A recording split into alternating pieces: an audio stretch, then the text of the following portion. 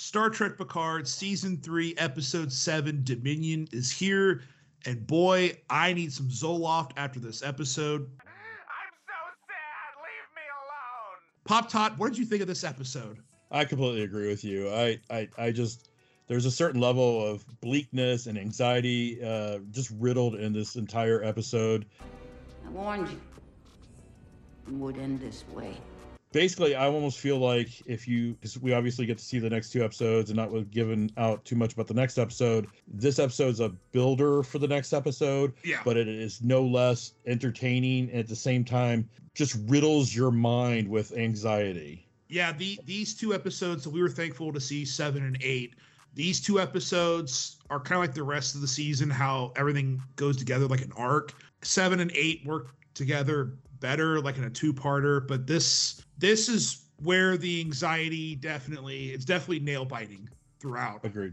Yeah, no, the best opening part of this is basically you find Seven sitting on the bridge of the Titan talking to no less than Captain Tuvok. Right. And in the background, the Titan bridge crew is trying to determine if this is the real Tuvok. Seven throws out a curveball against Tuvok. He passes the test. I need not remind you. You've beaten me countless times.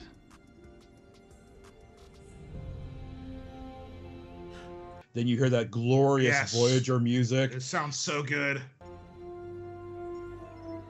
But Seven wasn't convinced, so she went for a second curveball, and voila, that's not Tuvok.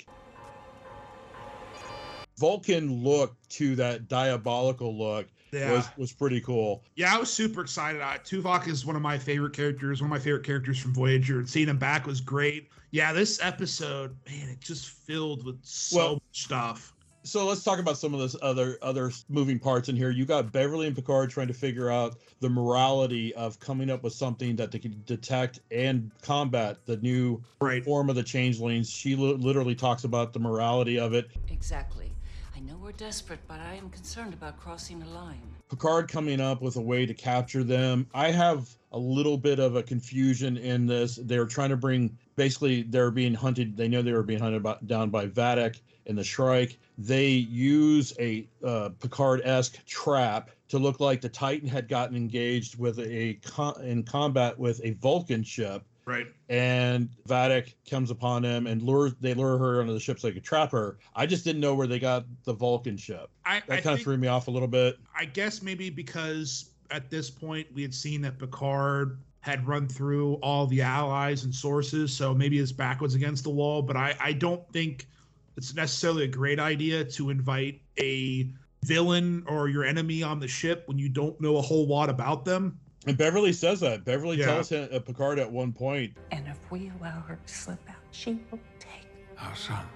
Definitely a bold move. I obviously like it because we get to learn a lot about Vadic. And my complaint the first 6 episodes was that Vadic was such an unknown wild card. And we finally get to learn a lot about her character and her motives. There's a lot of flashbacks in that, but the flashbacks are good. Then Jack and Sydney are together. You're starting to learn more about Jack's mutant powers. Like now he can go in people's bodies, read their minds, and even control them somewhat, as he does with Sydney. Yeah.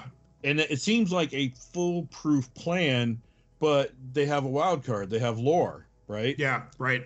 So Lore basically just takes over the ship. We're losing control of our ship's security system. Get the force fields back now! And because of Lore, Vadic gets free again because they captured her for a hot minute while she tells them basically her background story. She ends up taking over the bridge, and there's just some haunting moments there. But there's a general, like there's 3 or 4 scenes, maybe 3 scenes between Vadic and Jack, where Vadic just keeps hinting that he knows, quote unquote, who he really is. Yeah.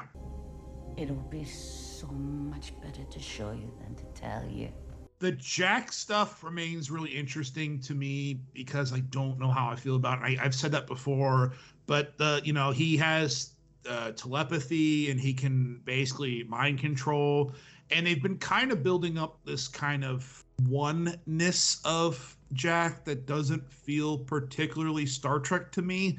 Right. I feel like Star Trek has always represented this kind of universal outlook on life that, it one for all for one. And It almost feels a little Star Wars-esque, and maybe it's not, but he has, we need him, and it kind of feels like Neo, and it doesn't really fit, and it's kind of nitpicking, and I'm sure people really like it, and we don't know a whole lot about it, but like you said, throughout, Vadic is constantly teasing Since he was never really for you either.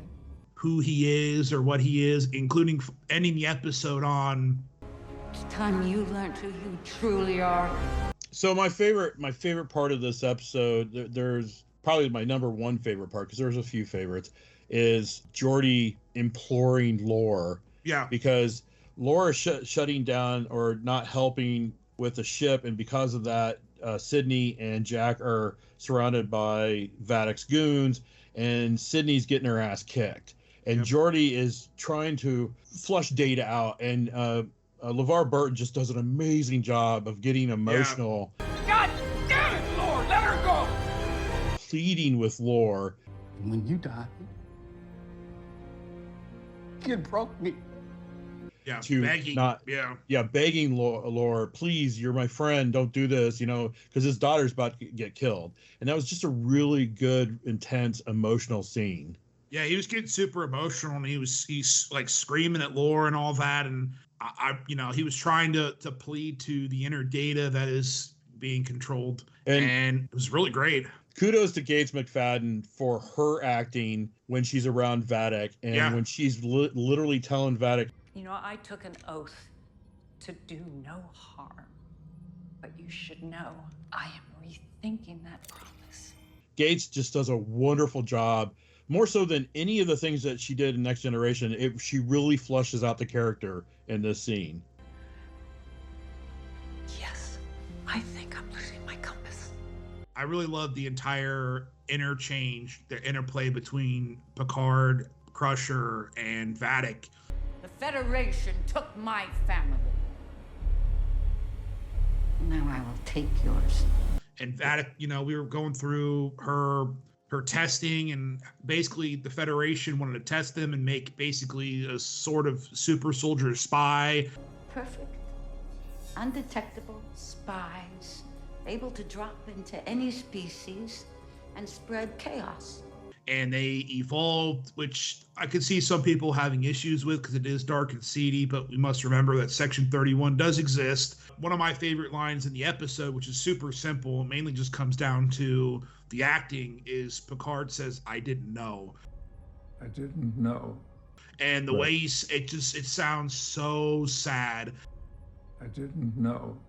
And they're going back and forth talking about the morality of killing her. And we also kind of saw that earlier in the episode, and they were talking about maybe we should recreate a similar weapon to commit genocide. And they're like, I don't know if we're there yet. Vadic says something interesting when she's referring to Jack, that since he was never really for you either. That teasing never really stops. It's like, oh, what does that mean? Whose is he then? This goes back to my earlier thing about Vadic. When the three of them are engaged in this conversation, Vadic is really playing them. You can tell that she's playing chess, they're playing checkers. She's really got them. She's giving him up the game because she knows she's going to win, even in this force field. There's a lot of flashbacks to her being held a prisoner of war with 9 other of her brothers and sisters, as she said, torturing them, modifying them so that they could become weapons. There's a question I want to ask you. I almost feel like she didn't kill her torturer, she absorbed her torturer. It's possible, because we really didn't see that. Right. That, to me, that would explain how she cuts her hand and this thing comes out and talks to her, because she is both the host and the changeling is now like a parasite. Yeah, it was, they kept talking that she's wearing the face of her torturer as, a sign of her hatred. And it's like, well, maybe in a way she almost became her. They don't ever show the body, and, no body, no death. So the experiment is called Project Proteus, which if you look up Proteus, the definition for it means for a person to change and all that, which I thought was kind of interesting. I was worried for a brief period of time that when Vadic started taking the ship, Shaw and some security guys were getting nailed in the corridor, and I thought when basically Shaw got shoved in the turbo lift with him that he was going to end up dead. Yeah, the way they especially when he's going down that hallway and the guys are just dropping to his left and right, the security guys, and it's like, oh shit, I think he's gonna die, and then he gets pummeled. And which one of my favorite smaller moments in the episode is when he's on the ground, he's beaten up, and he's crying, and it's kind of like this whole I failed my crew thing, and now they're all in danger, which goes into a small preview for next week's episode and all the stakes that apply there. And this episode really amplified those stakes a lot. I would have to say, though, I was impressed about how paced it was. Yeah. It was I agree. very fast paced. It was a 46-minute runtime, and it felt like it was half that. Yeah, I agree. I feel like there was constant interchanges and interactions and all that, and information being doled out at good enough pace that you never really felt like, oh, okay, let's get to the point. The whole episode just gelled together really well. And right. I especially when you see the next episode, which I'm sorry, we keep teasing it, but the next episode, it's almost like a really good two-parter. Yeah, you really need to go into, when you watch 7 and you're already kind of feeling built up with the anxiety, you probably need to stop and take a stiff drink before you watch 8, because it only gets worse from there. An unmitigated disaster. When we got to watch these 2 episodes, we watched them apart, and you asked me what my thoughts were, and I literally told you I don't like how I feel right now. I want to turn this off. Yeah, you said it. I was like, I really like these episodes. What? And I actually, because we watched 7, and I was getting ready to go to the gym, and I went to the gym and I was driving. I'm like, I kind of want to stop and go back and watch episode 8. For the record, I did go to the gym and work out hard, and then came back and watch episode 8. So you can do both. But I was so tempted because it was really good. It just, man, it's stressful. I was like, holy shit. I mean, you got Lord doing his thing, Vadic's taunting them. You got Jack and Sydney stuck, and it's just like there's so much stuff going on. It's just a whirlwind. What would your favorite scene from the episode be? Well, like I said, I would have to say my favorite scene was Geordi basically trying to appeal to Lore. I really did like that scene. You could just feel like he's just like, please, and it just, you could really feel it. It was an emotional scene. What do you want, Lore? No more than you want for your children. I think my favorite personal scene would be to see Tuvok again. I just really love Tim Russ. I love Tuvok on Voyager, and now I'm kind of like, is he dead? Like, because the changeling was kind of hinting that, oh, he's gonna be dead, and I'm like, don't kill him. When we are done with him. Right. And also at the same point, when I saw Tuvok, I'm like, you have to bring back Janeway, right? Like, you can't bring back Tuvok and not have I'm thinking the same thing. Is the final episodes of this season, we're going to see Janeway, Janeway herself. I really think, because if they manage to keep Tim Russ and Michelle Forbes, who played Ro, hidden, I imagine they probably did the same. Well, there's probably at least 1 or 2 more. And they haven't said it, but I almost feel like Admiral Janeway is like the fleet admiral now. Yeah, and I kind of got that too. She's going to be the head of the Frontier Day festivities. Right. So I'm really hoping we're going to see Kate Mulgrew aged and in an admiral's uniform, and I'm just going to be so excited. The Federation is made up of over 150 member species. Dal's DNA includes 26 of those. So I ask you, is there a better living embodiment of what our alliance represents? What would you rate Dominion? I would give it an A. I think it was well written. The music is awesome as always. It was well paced. There was some horrific moments, some darker, bleaker moments. It wasn't as lighthearted as we found in the last episode. But I would say it was definitely a strong A. I think these 2 episodes are going to be a strong gut punch to people. I think people have this season's been really good about keeping the tone in a even when it gets dark, kind of leveling it out. And these next 2 episodes get really dark, that it's going to be a gut check. I think for me, this episode would probably put it at like a B, mainly because I think it really needs 8 to balance it all out, even though 8 does get a lot more gratuitous with its tone. I really enjoyed it. I like when it gets darker, but man, it's definitely a gut check. There's a lot that happens. I'm still on the fence about how I feel about Jack Crusher's abilities. I like that Jack was smart and actually went and talked to Picard about it. Tell me. Well, I've caused all of this.